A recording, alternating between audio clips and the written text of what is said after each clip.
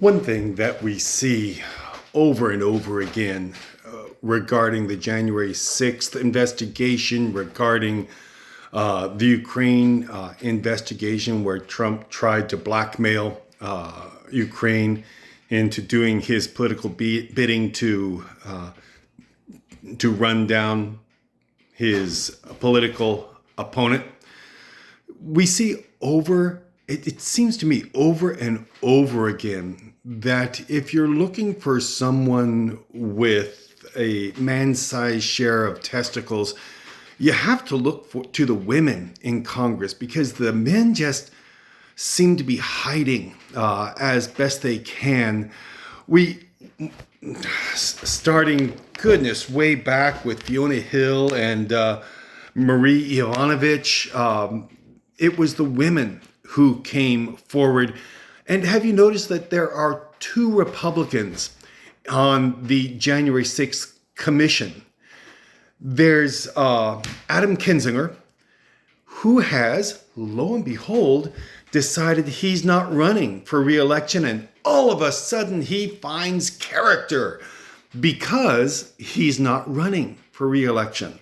My own senator has been able to stand up to a certain extent to Trump. Why? He's not running for re-election. But Liz Cheney, she has the kahunas to stand up and say, no, I'm running for re-election. And this may cost me the election, but I am valiant. I have character. I have the fortitude to stand up and say, this is so essential to upholding democracy in the United States, to upholding a representative republic, that I'm ready to stand up to this evil man no matter what it costs me. That is rare. And it's a woman doing it.